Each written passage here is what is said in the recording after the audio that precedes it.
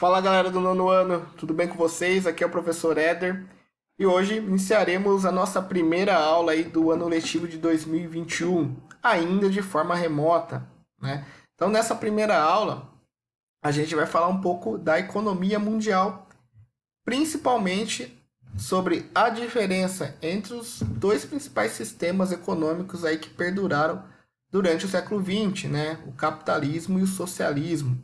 Durante o século XX, porque eu estou falando de um contexto de Guerra Fria, de disputa entre Estados Unidos e União Soviética, né? Que eu cheguei a falar com vocês o ano passado sobre. Então hoje a gente vai ter uma aula sobre esses dois sistemas, quais são as suas principais características, as suas principais diferenças, né? E responderemos duas questões aí. Tá certo, nono ano? Então, vamos lá para o texto, né? Eu deixei um texto para vocês aí sobre as características do capitalismo e as características do socialismo, né? Então, vamos começar aqui no capitalismo. Então, propriedade privada dos meios de produção. Os meios de produção eles vão pertencer predominantemente a uma pessoa ou a um grupo de pessoas. Né? Em muitos países capitalistas, no entanto, o Estado ele detém vários meios de produção por meio de empresas estatais que atuam em áreas como telefonia e de mineração, que são consideradas um pouco mais estratégicas, né? Para o Estado, para o governo. Porém, a maior parte das atividades econômicas ela está na mão das pessoas ou no grupo de pessoas, né? Então a propriedade ela vai ser privada, ela vai estar na mão desses empresários aí que vão deter esses meios de produção e essas atividades econômicas do país. Economia de mercado, então, vai ser caracterizada pela atuação das empresas que decidem como e quando e onde produzir, estabelecendo o preço e as condições de circulação de mercadorias de acordo com a lei da oferta e da procura. Então, se um produto ele tem muita procura e a oferta dele é menor, o que acontece com esse produto? Ele aumenta o preço. Se for o contrário, está sendo produzido muito determinado produto, determinado bem, e a procura não é tão grande, o preço dele diminui. Então, essa é a característica basilar da economia de mercado.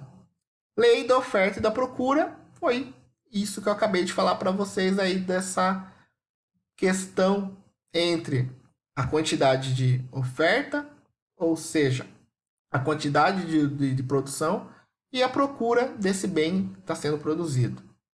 Concorrência. Para obter maior rentabilidade possível e conquistar mais consumidores, as empresas procuram oferecer produtos mais acessíveis, a concorrência ampla e as opções de compra do consumidor e poder de reduzir os preços. Né? Isso aí a gente sabe que é bem na teoria, né? Essa questão da concorrência, porque pode ter um produto que tenha várias marcas, mas daí você vai ver uma marca maior detém as marcas menores, né? Quem faz bastante isso é a Coca-Cola, né? Ela tem vários produtos aí. Então você vai no supermercado, você vê vários tipos de refrigerante, de suco.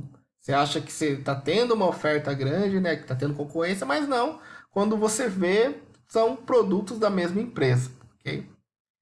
Questão do trabalho assalariado. Por sua atividade, o trabalhador recebe um salário, que por sua vez também é influenciado pela lei da oferta e da procura. Se o número de empregos disponíveis é maior que o de trabalhadores, o valor do salário aumenta. Ao contrário, em situação de desemprego, alto o valor diminui. Então, isso é também bem óbvio, né? Se numa questão de desemprego muita gente estiver disputando uma vaga, o contratante ele se guarda no direito, né? Direito bem entre aspas, tá, galera? Ele se guarda no direito de pagar menos esse trabalhador, ok? Então, o trabalho assalariado, ou seja, os trabalhadores que vendem a sua força de trabalho em troca de um salário, eles também vão estar inseridos nessa lei da oferta e da procura, ok? Então, esses são os principais tópicos do capitalismo. E do socialismo, trouxe 3 tópicos aí, que são estatização, ou seja, as terras e os meios de produção devem pertencer ao Estado, que também define os salários dos trabalhadores. Então, as empresas, tanto dos bens duráveis, dos bens não duráveis, as empresas estratégicas, todas pertencem ao Estado. Consequentemente, o Estado vai definir preço, vai definir salário e vai definir as regras de como essas empresas vão atuar no território dos países socialistas. Economia planificada. As atividades econômicas devem seguir uma planificação idealizada e executada pelo Estado, que decide o que e como produzir para atender às necessidades de bens e serviços de cada indivíduo. Então, uma economia planificada, o Estado define o preço.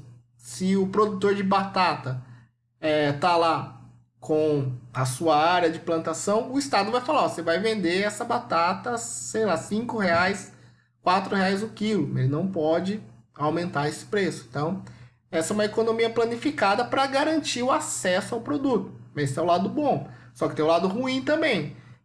O que aconteceu nos países da União Soviética, né? O Estado definiu o preço, só que daí quem produzia falava, não estou produzindo mais. O que acontecia? Você ia no mercado e não achava determinado produto. Só que esse produto ele estava escondido. Então o produtor fazia o quê? Ele vendia no preço que ele queria no chamado mercado negro. Então você ia no mercado comprar 1 litro de leite e não achava, com um preço a R$1, por exemplo. Só que daí você ia até essas máfias e comprava o mesmo litro de leite a 10. Então isso é o lado bom e o lado ruim da economia planificada, né? Ela define o preço para que todo mundo tenha acesso, mas muitas vezes é usado de forma errada por esses produtores, por esses empresários. Okay? E a questão do pleno emprego. Para executar suas várias funções e diminuir as desigualdades sociais, o Estado garante emprego a todos. Né? Então, essa também é uma característica que não está regulada na questão da lei da oferta e da procura, né? Dentro do socialismo. Então, esses são os principais tópicos aí da economia mundial, do capitalismo e socialismo. É óbvio que isso é um pequeno resumo sobre o tema, que ele é muito mais amplo, porém, para uma primeira aula, é interessante a gente entender essas principais características dos dois sistemas. A partir disso, no ano, vocês vão responder as duas questões. Questão 1. No que diferencia a economia nos dois sistemas, capitalismo e socialismo? Vocês vão explicar como que é a economia no capitalismo e como é a economia no socialismo. Questão 2, tem uma afirmação aí, ó. Sempre compro carne no supermercado, pois acho que o preço é mais barato que no açougue e a qualidade é a mesma. Okay? Este meu tipo de comportamento como consumidor é demonstrado por qual característica do capitalismo? Okay? Ele tem a ver com a lei da oferta e da procura, com a concorrência, com a economia de mercado, né? Então vocês vão responder qual característica se encaixa mais com essa frase aí. Certo, nono ano? Qualquer dúvida, entre em contato nos grupos de WhatsApp. O vídeo vai ficar disponível aí para vocês verem e reverem quantas vezes quiserem. E ficamos por aqui. Voltamos na próxima semana com a atividade 2. Falou!